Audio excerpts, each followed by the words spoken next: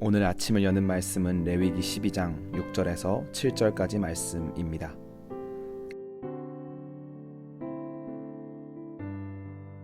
아들이나 딸이나 정결하게 되는 기한이 차면 그 여인은 번제를 위하여 1년 된 어린 양을 가져가고 속죄제를 위하여 집 비둘기 새끼나 산 비둘기를 회막문 제사장에게로 가져갈 것이요 제사장은 그것을 여호와 앞에 드려서 그 여인을 위하여 속죄할지니 그리하면 산혈이 깨끗하리라. 이는 아들이나 딸을 생산한 여인에게 대한 규례니라. 레위기 12장 말씀은 출산을 한 산모에 대한 규례를 우리에게 소개하고 있습니다. 출산을 한 산모에 대한 규례를 살펴보며 하나님의 마음을 깨달아 알고 나아가 우리는 어떤 삶을 살아야 하는지를 결단해 보고자 합니다. 생명이 새롭게 세상에 태어난다는 것은 시대와 상황을 막론하고 축하받아야 할 경사스러운 일입니다. 출산을 한다는 것 자체만으로도 존중받아야 하며 그 어느 것보다 고귀한 것이 바로 출산입니다. 그런데 레위기 12장을 보면 출산한 여인을 부정하다고 합니다. 2절부터 5절까지의 말씀을 보면 만약에 남자아이를 출산할 경우에는 7일 동안 부정하며 그 이후에도 산혈이 깨끗하게 되기까지는 33일은 집에 머물러 있도록 했습니다. 이와는 달리 여자아이를 낳았을 경우에는 14일 동안 부정하며 이후 산혈이 깨끗하게 되기까지는 66일을 집에 머물러 있어야 했습니다. 상식적으로는 생명을 가장 귀하게 여기는 성경이기에 출산만큼은 절대적으로 긍정적이고 성스럽게 표현해야 할 것 같지만 오늘 본문에서는 마치 출산 자체를 부정하게 말하는 것처럼 보입니다. 그래서 오늘 본문을 묵상하다 보면 자연스럽게 몇 가지 의문점이 생깁니다. 첫 번째, 부정하다는 것은 도대체 어떤 의미인가입니다. 부정하다라는 표현을 문자적으로 들여다보면 굉장히 부정적인 의미로 다가올 수 있습니다. 그러나 레위기에서 말하고 있는 부정의 의미는 여호와의 성민이 여호와께 나아가기 위해서 멀리해야 하는 것으로 이해해야 합니다. 그렇다면 이어지는 두 번째 의문은 그렇다면 왜 축복받아 마땅한 고귀한 출산의 현장을 부정하다고 말씀하시는가입니다. 왜 출산의 현장을 따로 격리하여 멀리해야 하냐는 것입니다. 이유는 당시 시대의 부정함은 피의 유출과 관련되어 있기 때문입니다. 피는 생명과 직접적인 연관이 있기 때문에 피를 흘렸다는 것은 곧 생명이 감소하는 것으로 여겨졌습니다.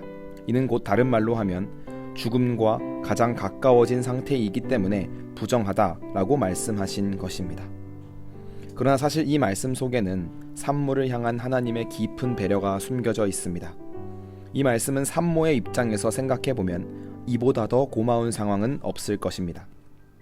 출산 직후의 산모의 몸 상태는 정말 많이 망가져 있습니다.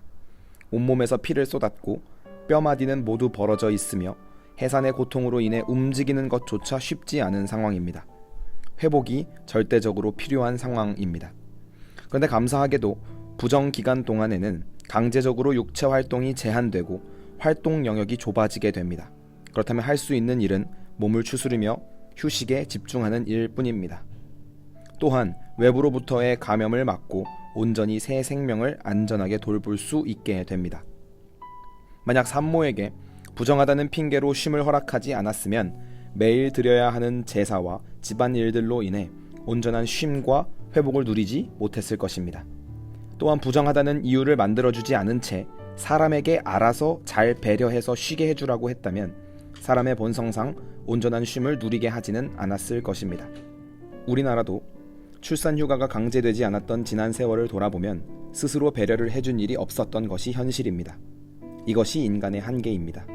즉 오늘 말씀은 부정이라는 이유를 들어 산모에게 쉼을 허락하신 하나님의 깊은 배려가 담긴 말씀인 것입니다. 이러한 배려가 담긴 말씀이지만 여전히 풀리지 않는 의문도 있습니다. 왜 남자아이를 낳았을 때와 여자아이를 낳았을 때의 부정한 기간이 다르냐는 것입니다. 마치 남녀를 차별하는 것처럼 느껴집니다. 이것에 대한 연구는 수세기에 걸쳐서 여러 신학자들에 의해 이루어졌지만 아쉽게도 그 누구도 명확한 답변을 제시하지는 못했습니다.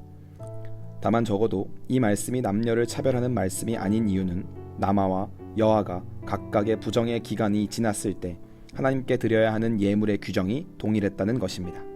사랑하는 성도 여러분, 때론 우리의 이해로는 다 받아들일 수 없는 영역의 말씀일지라도 말씀을 말씀 그대로 받아들이는 성숙한 신앙을 갖추게 되기를 축복합니다.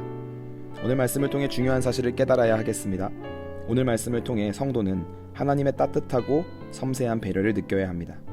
하나님은 율법을 통해 인간을 억압하거나 제한하시려는 분이 아닙니다. 도리어 율법을 통해 언제나 당신에게 나아올 길을 열어주신 것이고 그 길을 당신의 배려로 채워 놓으셨습니다. 이처럼 우리가 신앙생활을 해나가면서 갖춰야 할 중요한 신앙의 덕목은 배려심입니다. 항상 다른 사람의 입장에서 생각하며 상대를 배려할 줄 알아야 합니다. 이웃사랑의 가장 기초라고 할 수 있습니다. 신앙생활이 매일 나와 예배드리고 기도하는 종교적 의식을 행하는 것도 중요하지만 내게 주어진 삶의 현장 속에서 얼마만큼 하나님의 마음을 품고 배려하며 살아가느냐도 중요합니다. 사랑하는 성도 여러분, 오늘 하루를 살아가시면서 하나님의 마음을 품고 내게 붙여주신 많은 영혼들을 향해 배려와 사랑을 베푸는 아름다운 성도의 삶을 사시길 축복합니다.